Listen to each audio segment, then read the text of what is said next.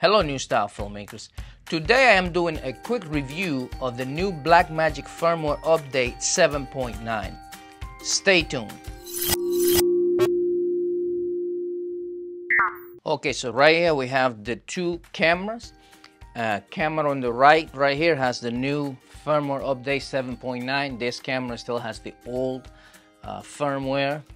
And if we go right here to setup, 7.3, and this one right here is on 7.9, which you can see right there. So right off the bat, I can see that the new 7.9 is really clean. I really like that. It actually feels more organic. And one of the first things that I notice is the record button is a lot more noticeable. Here we have just a round white sort of a button, whereas here you can see it's got like a little record button, more of what I guess you're used to from cinema cameras. It's more noticeable. So you can see right here versus this, you could definitely notice this a lot more. Second of all, and this is probably what I like the most, is this little feature right here which you can just touch to go to settings. On the old firmware, if I want to go to settings, I gotta go right here and I have to touch that, versus on the new one I can do it all right here on the screen. So in theory I don't have to come here at all, and I think that's a really good new feature, and I like that. And also, you know, when I go to settings, it just feels more, you know, it feels cleaner. It just feels, you know, if you look at them, let me go to page 1 on both. You know, it just, this one feels a lot cleaner, feels more, I don't know what's the word, 21st century. Feels like this is Apple, this is Windows, I don't know. It just feels a lot nicer and high-tech, you know. And again, I'm loving this, that I can go to the settings just by hitting this little button right here. Also, here, you know, if I want to check on the audio, I mean, yes, I can see that, but now I'm getting a little more information on this one, and I can even control the speaker volume. Here I can't control the speaker volume, but again, this just looks, you know, the channels, you see the channel levels, and it just looks cleaner. It looks like they really did a great job on this one. Also, I'm gonna go to the settings here. I like this, which I don't think it's on the old firmware.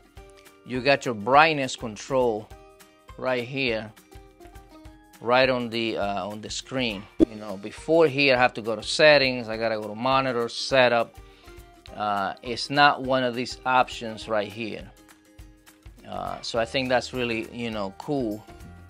I think they simplified it, you know, and I appreciate that.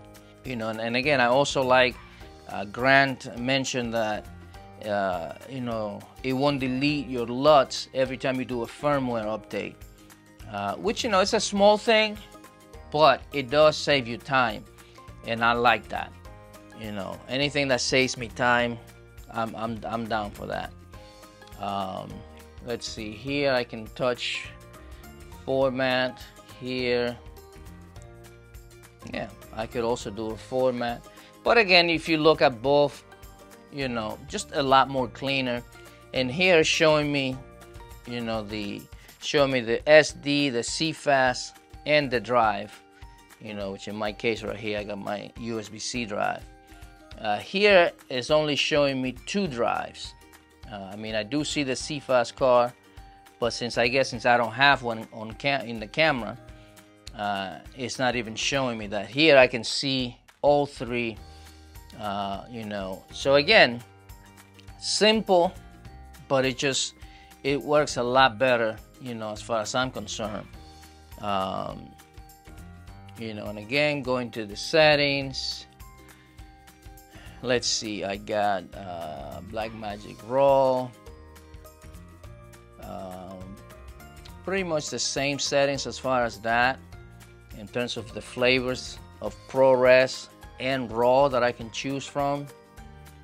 But again, just looks more clean here. You know, so so far I definitely would recommend the you know, updating. You know, I already updated 2 of my 3 cameras.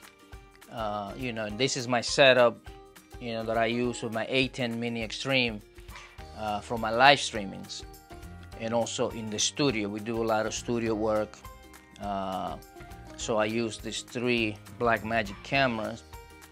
Also, you know, the 6K I also use for ENG, you know, any music video or interviews, any you know, on the field production. I also use the 6K. But anyway, going down the list, you know, again, I'm gonna come down here again, monitor. Let's see, looks like I have a little more. Let's see, I got meters on the LCD, and I got codec and resolutions here, codec and resolutions. I don't see the anamorphic de-squeeze on this first page. Might be something that they added, not sure. You know, going to the next. Yeah, see, I have to come to monitor, doing screen brightness and all that, whereas here I can do it right from the screen without ever having to touch these buttons here. Let me see, LUTs. What do I have here? I got the Gen 5. You know, same thing, but here I got them on 1 page.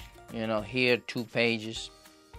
You know, again, it's not a big deal. It's not like, whoa. But again, it saves you time. You know, and again, anything that can save you time, I say, is a good thing. Go back.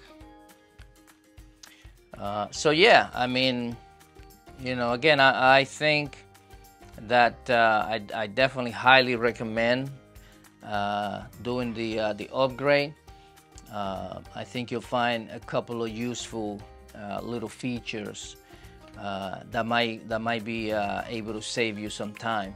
All right, guys, that is all for today. Hope you enjoy the rest of your day, and I'll see you in the next one.